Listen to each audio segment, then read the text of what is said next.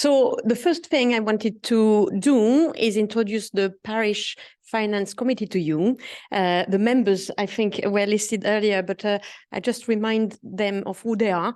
So I'm Betty Azzarelli, I'm the chair of finance, but there is Betty Azzarelli, who's there as the parish committee chair. Then there is Stephen Bannock, who's here too, Julie Pierce and Liz O'Driscoll, and we accompany Father Ambrose into reviewing the parish accounts, and that is about the church, but also the parish centre. And the main issue is to look at the accounts from the staffing point of view, the expenses. It is also to look at the maintenance of the church and the buildings. So ensuring that in the short term and the longer term, there is enough money to be able to continue a good life in our parish and enjoy the church.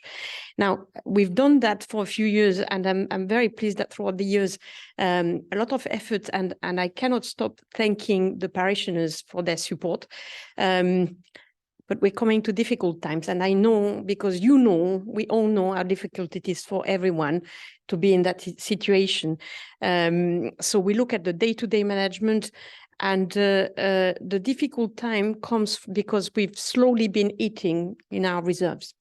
And the reason can be many, but at the end of the day, it's a question of income versus the expenditure. So we spent a lot of our time, and we meet on a quarterly basis. But in addition to that, last year, we actually met even more. We met to work on a parish finance plan to try to make sure that we could find new ways to increase the income to the parish. And that is looking at ways to ensure the parishioners are fully aware of the ways they can donate. They don't forget issues such as gift aid, because it looks simple, but that adds an extra 25% to every donation. So I know that in the past, before COVID, it was quite common for people to give in cash in the church, but the cash is good. It's still a good way of giving. But however, when you give with a gift aid attached to it, the government, it's not you anymore, it's the government, helps that contribution and kicks it up. So it's a bit like free money on top of everything. So I can only encourage people to give and donate that way. There is therefore different ways of donating.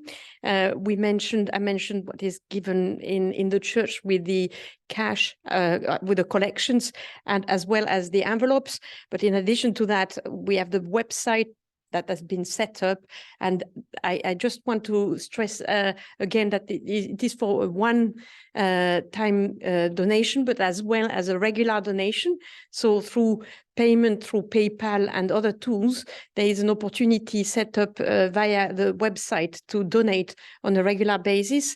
And it's an alternate solution to the banking orders, and the banking orders are still available, and they are still the best way for you to support the church. We've all faced the cost of living crisis, and the church too. I would like to thank you and recognize that it's been a lot of effort, because we try to reduce the consumption of energy in the autumn, and you may have felt a bit cold until November. So I'm very sorry for that, because it's a very difficult time. But the church bill for heating the church goes into thousands of pounds on a quarterly basis, and therefore we're very careful on making sure that it's used the best. So the church now is heated, but the bill has increased quite a lot. The government has a scheme to support the churches, and therefore that has reduced the impact of the cost of energy, of the cost of the gas, but it's not enough to compensate the increase, and it's a temporary measure. So we're grateful for the government action, but it's not good enough for the future plan. So we're still working on our plan, working on ways. There will be a major sort of plan set up for fundraising in the year. So look about to it, encourage people around you. I know every situation is different, and it's not fair for me to try to push you if your circumstances are not right, and that's not my intention. We're still working in a church, but there are ways of giving. I mentioned the regular giving. There is a legacy giving that is also available, and that's a good option to look into. Give for a purpose sometimes. I know that sometimes people like the idea of giving for a specific element.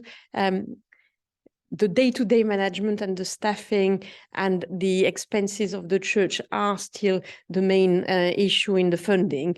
So it's very important that is kept into account.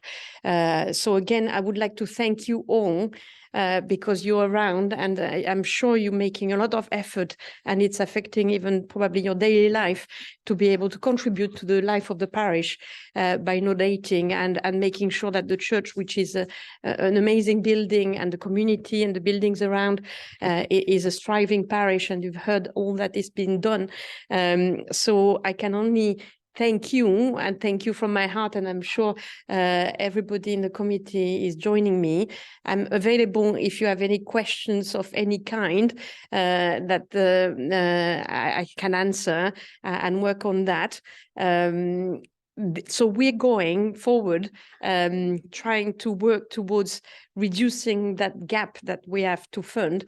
And any ideas, any suggestion, any question, come to us, and let's try to work together to ensure that that kind of very difficult situation is solved. But thank you again for your support, and thank you for listening to me. And have a nice coffee.